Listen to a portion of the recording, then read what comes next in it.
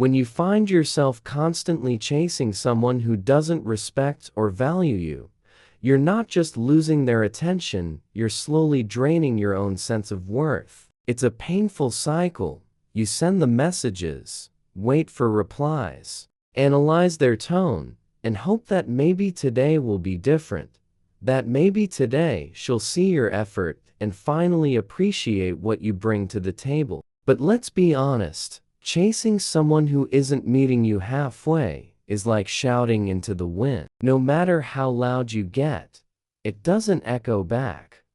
What you need to understand, deep down, is that love, respect, and connection must be mutual. They cannot be forced, earned through overgiving, or maintained by fear of loss. Every time you prioritize someone who wouldn't do the same for you, you tell yourself you're not enough unless they say so. But you are. You've just forgotten that. You have to start seeing yourself as the prize, not the pursuer. That doesn't mean becoming cold or heartless. It means recognizing your value and walking away from anything or anyone that doesn't honor it. When you stop chasing, you're not losing, you're reclaiming. You're reclaiming your dignity, your peace, and your power.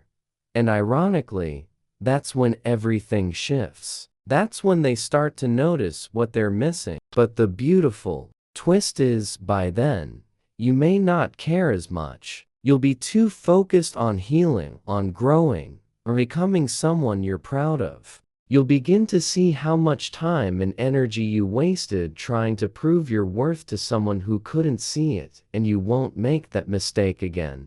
This is the beginning of a new chapter, one where you lead with self-respect and let people learn access to your world, instead of begging to stay in theirs.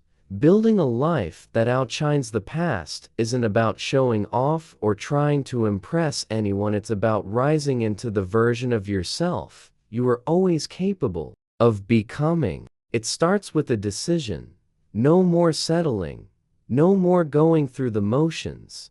No more letting pain define you. You have to look around at your life, every area of it, and ask, is this who I really want to be? If the answer is no, then it's time to start changing. Not overnight, not in a dramatic, flashy way, but with steady, daily effort. James Clear's Atomic Habits teaches us that greatness is built from small, consistent choices. One workout doesn't change your body. One book doesn't transform your mind. 1 hour of hard work doesn't build an empire, but doing it day after day does. You don't need to shout from the rooftops that you're leveling up. Just get to work. Improve your health.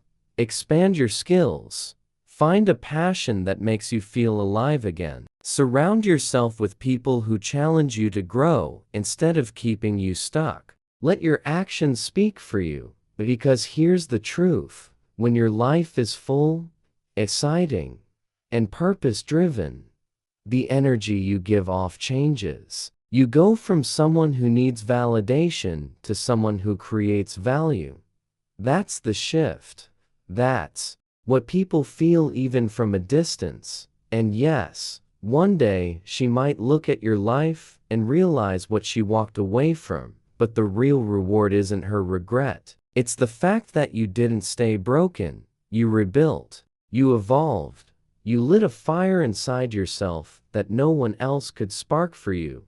That's what it means to build a life so full and rich. It outshines everything you left behind, including the version of yourself that was once lost in heartbreak. Letting go is one of the hardest things you'll ever do, especially when your heart is still holding on to hope.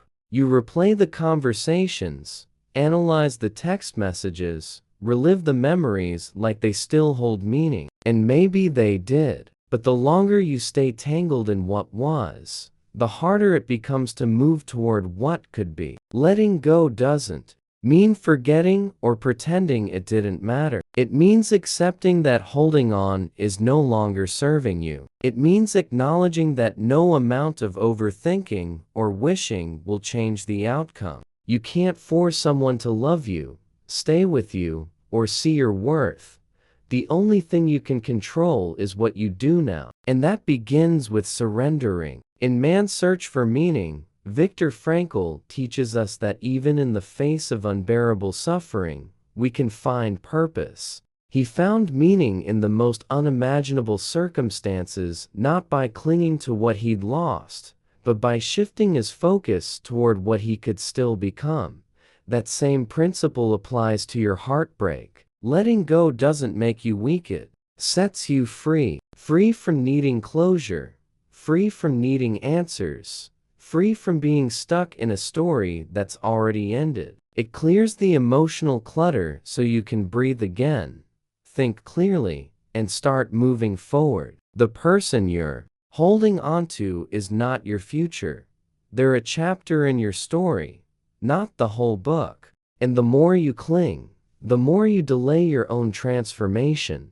Real power comes from peace, from the kind of inner strength that says, I trust myself to heal, to grow, and to find love again. You don't have to know what's next. You just have to take that first brave step away from what's holding you back.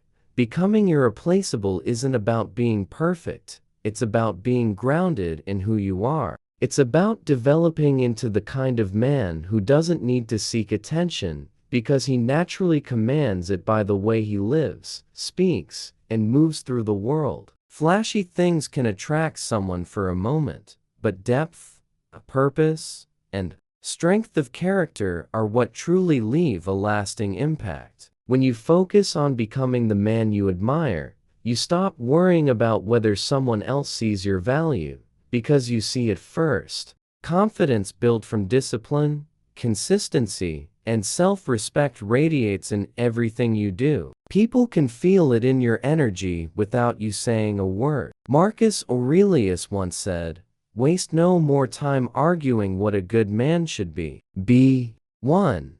That's the challenge and the gift. Stop talking about your potential and start living it. Make promises to yourself and keep them. Show up for your goals even when it's hard. Build a routine, a lifestyle, and a mindset that reflects inner strength. When your self-worth is rooted in action instead of external approval, you stop chasing and start attracting. You don't have to be the loudest in the room. Your presence speaks for itself. Kindness becomes powerful when it's sincere, not performative.